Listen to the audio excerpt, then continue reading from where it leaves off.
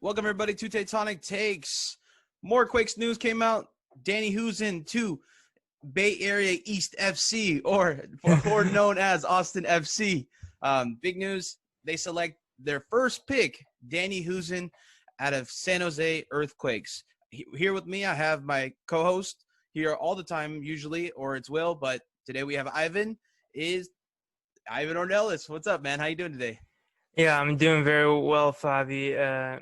Have mixed feelings about the news that we've gotten today, and I'm even more bummed out about the news we've gotten a few days ago. I think it's already been, but this is the nature of the MLS offseason, where things move so quickly, and you have to process it and try to think, okay, so now this is the situation.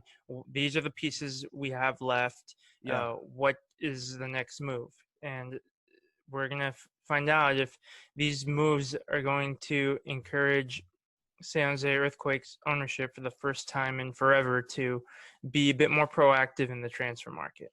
Yeah, and so really quickly, guys, the news is Danny Hoesen gets selected by Austin FC. The Quakes, in return, get $50,000 in GAM, as well as protection in next year's expansion draft with Charlotte. So this news coming after Nick Lima's trade to Austin FC for about $500,000, so $500,000.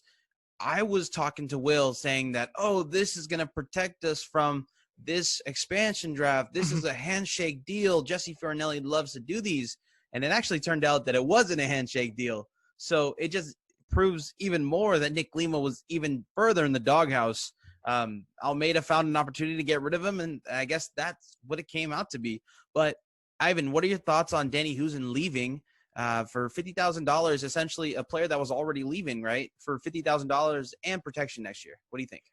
Right. So I remember I sent to our group chat, you, me, and Will have the list of players that San Jose Earthquakes had unprotected in the MLS Super Draft. And it was a relatively short list because you're allowed to protect 10 players. So Quakes obviously protected the Jackson Ewells, the Chris Wondolowskis, the Flo Youngworths of the world, and so on, the Espinosas. And there's also an age limit too. So the young players like Kate Cowell, Siad Haji, and so on, Fuentes, they're all safe as well. So what it came down to, it was basically Eric Calvillo and a bunch of guys that were on their way out anyway. Yeah. So it was going to be a bit easier to swallow this news than the news that Nick Lima was going, because Nick Lima is a starting caliber right back in MLS. Yeah. He's a good player. He's a player that maybe he's not the ideal right back if you want to win titles in MLS, but he's certainly capable of being in a competitive team, which San Jose Earthquakes are in the process of becoming more sustainably. Yeah. So, yeah, I still want to know what's going to happen. We've seen some jokes and memes that, the natural replacement for Nick Lima is going to be Brek Shea. And then I'm thinking, Brek Shea is the type of player you can expect him to score goals against his former teams, but that's about it. So, but it would not surprise me if San Jose Earthquakes made a move like that for Brek Shea. It would not surprise me if we try to replace a U.S. men's national team pool player with a player from like the 5th division of England or Ireland or Sweden. But 3rd division of Sweden. I don't know. So Ivan, tell me, what do you think about, I guess, the move in general, right? Getting Nick Lima and Danny Hoesen, as if put your Austin FC hat or your Bay Area East FC hat on and think about, you got two, I would say, MLS starting caliber players for about $550,000. How do you feel? If you wanted to do a very loose definition for Danny Hoesen, who is very Dutch, you could Hmm. call him a Californian, but Nick Lima from Castro Valley certainly is Californian. So Lima's certainly not the first Californian to make the shift from Bay Area to Austin. Austin is one of the most, without getting too political, California-friendly parts of Texas. So I think it makes perfect poetic sense why the Austin FC have now obtained 2 players from San Jose Earthquakes to start life in MLS. Right. But from a soccer standpoint, with Husen and Nick Lima, I don't imagine that they're going to be the best players on this Austin FC team, but they're going to get significant minutes. Nick Definitely. Lima could be a star for them. Danny Hoesen could possibly be a star for him if they really give him like good players to give him service. Yeah. Or he could be one of those first or second option off the bench. You look at all these players that made to deep in the MLS's back tournament or MLS Cup, teams like Seattle Sounders and Columbus Crew, that they have 1 or 2 solid options off the bench, or even Sporting Kansas City, who didn't go as far as we thought. Yeah. Well, they know Alan Polito. Okay, there's Kyrie Shelton. They can rely on him. There's Eric Hurtado. They can sort of rely on him. So. Yeah, and I actually think that Danny Hoesen is going to be the starter. They went for him first in the draft. They had their eyes set on him.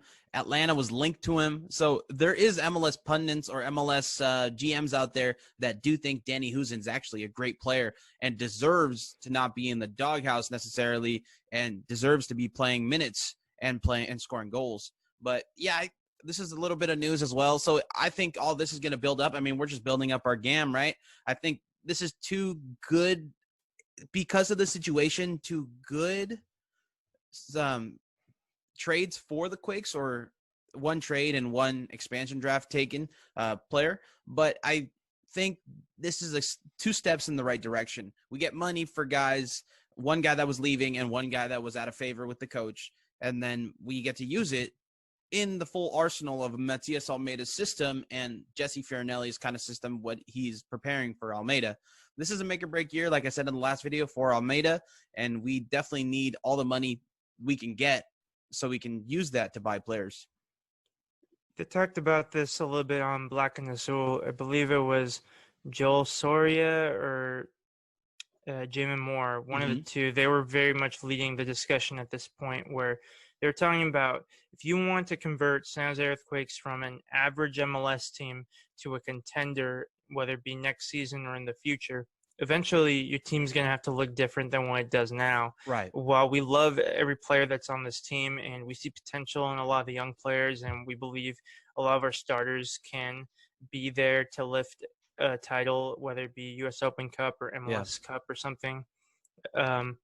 The reality is you're going to have to trade some of those pieces and upgrade in certain areas, because there are better players out there, whether it be within MLS or from other leagues. So it is a matter of how many players.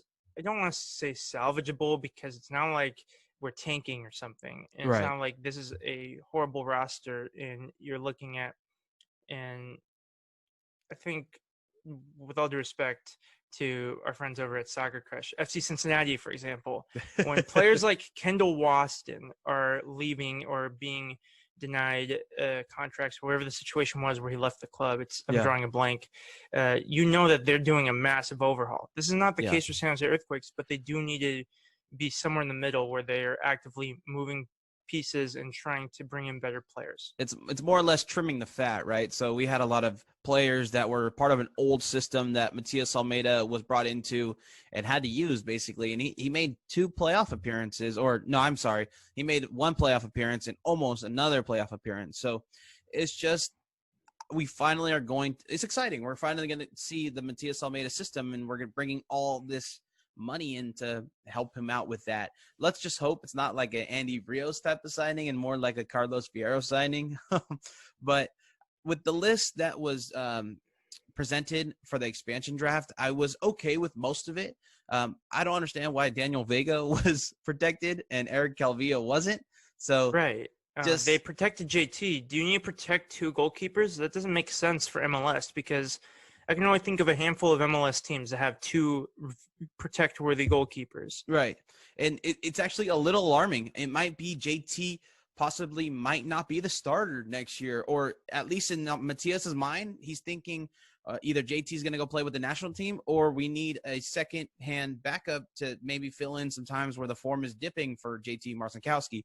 But a little alarming that we had we went ahead and protected Daniel Vega. So if it's the case that they're thinking about protecting themselves in the case of U.S. men's national team call-up, and I think it shows that Matias Almeida, in a short amount of time, he's really understanding Major League Soccer's calendar and situation very well, because this is the sort of thing that you do have to account for. When I think of other league systems, in England, for example, I know that the top two divisions, the Premier League and the Championship, have the benefit of when there's an international break, they know that they're guaranteed there are no league games during that time. So they don't have to worry about, in the event of a bigger team like Liverpool, for example, pretty much their entire starting 11 getting called up and missing, and they have to play Curtis Jones or something. But who has become a good player, but I'm digressing too much. In MLS, though, even in the World Cups, and this is kind of problematic messaging as well, they only do a break for the group stage, which is kind of sending a signal to your players that, okay, we have international players in our league, but we don't expect them to go far in the World Cup, which is not always true. There are several players who play for national teams that are capable of getting out of a Euro group. They're capable of getting out of a World Cup group. Granted, obviously, we have more internationals from national teams like Jamaica than Belgium, but, we're getting more and more. Yeah, and Alex Morgan today actually on Twitter was commenting, or he was talking to a Quakes rep saying that there might be sell-on clauses for Nick Lima, and as well as additional revenue that can be gained with, let's say, tallies like minutes played and goals scored or clean sheets attained. So that 500,000 mark might not be just 500,000. It could be maybe they sell him to a European club and we get some more. So it looks a lot harsher than it is. I know he's going to hit all those incentives because he's probably going to be their lockdown right back. So it definitely looks like Austin FC likes what they got, and I think we should on our side like what we got too. For Danny Hoesen, a guy who left, and then Nick Lima, that a guy was a little out of favor in Matias Almeida's system and didn't have the best of years. Ivan, are you going to watch any Austin FC games? Are you going to dial in are you going to watch it on the TV or on your stream? Are you ever going to tune in? With every league I follow, if I don't watch the games, I at least get the notifications on my phone. Every single team in every league that I care about is part of the story. Whether you're a Benevento in Serie A, whether you're in Austin FC, the new kid on the block in MLS, you're part of the story, and what every team does affects every other team. So I think while obviously you're going to watch your team and then by extension your conference or the teams closest to you in terms of geography, your level, more than random teams perhaps. I think trying to put yourself in a position where you're constantly absorbing information about the league will help you in the long run, and you might unearth some gems and fun facts that increase your level of understanding of the sport and enjoyment of it in the process. Ivan, I got some quick over-unders for you. Danny Hoesen, over-under 10 goals next year. I think Danny Hoesen hasn't had a injury-free season in a while. He's going to be playing for Austin FC. And you never know. The expansion teams in MLS are getting better. They're not just cannon fodder, that they're starting to be smarter from the off. Obviously, Atlanta United and LAFC came out of the gates hot. Nashville took a while to get going. And Inter Miami, you see the pieces coming together, but the puzzle is still not put together yet. But there's a plan in place. And even when you think back to the days of Orlando and New York City FC, the plan seemed to be, we got Kaká, we got David Villa, let's play. Right. It's a little different nowadays. And then another one, Nick Lima, over under 3 goals. Over under 3 goals. He got 1 goal this season, right? Okay. I'll go under for goals. I think Nick Lima, he might get more assists than goals. I think that'll definitely happen. And then that's just the type of player he is. Yeah, and then do you think the next time the Quakes play Bay Area East FC, Austin FC, will win, lose, or draw? I think that the San Jose Earthquakes will draw against Austin FC. I think that this is going to be one of those cases of there's no film to look up on this team. Yeah. And you're entering the unknown. I think maybe this will be one of those stretches where Quakes pull off an upset against one of the more established teams in the Western Conference. And then this is a trap game where they think, okay, Austin FC is a beatable opponent, and then we drop points. I think that's what's going to happen. And then does Austin FC make the playoffs? Austin FC, well, that's a really difficult question because we don't know what the playoffs are. We don't know if 4 teams are making the playoffs That's conference true. or That's 12. True. So if it's anything similar to the playoff structure we get here, I'm going to lean toward no. Okay. Based on where the teams are at right now. Because I think it's going to, right now, based on where the teams are at, there's not much to say that the teams that made the playoffs this year are going to drop off and not make it this year. It's sad to say that of the likeliest suspects to do so, San Jose Earthquakes may be one of those teams. As of right now. That's just because of the fact that there are only transactions this offseason so far. They lost 2 players. And they didn't bring any in. They're hopefully, and I say this like with a bit of fear in my heart, hopefully going to bring players in, but as of right now, their stock fell a few points. All right. Well, that wraps it up for us, guys. We want to give a big shout out to the Beautiful Game Network, Icarus FC, and Roughneck Scarves, as well as all you guys on Patreon. Thanks for supporting us. And that wraps it up for us. Ivan, do you have any last words? All right. Overall, just thank you guys for supporting us through this off season. I know that we are experimenting with some different formats and different lengths of content, but hopefully what we are producing is enjoyable for you all. You continue to watch and you encourage other people to watch. Yeah, thank you guys. Also, keep an eye out for my posts on Medium and MLS Multiplex. I recently made a post, granted it's a big day now since the MLS Cup has passed, a player-by-player breakdown of the crew in Seattle Sounders and what strengths and weaknesses they had going into that playoff. So if you want to revisit that and see what I got right or wrong, you can do so. I tweet everything I post on either of those platforms. And upcoming on Medium, I'm writing a piece where I rank all 8 UEFA Champions League matchups for the round 16 and all 16 Europa League matchups from most to least worth watching. Yeah.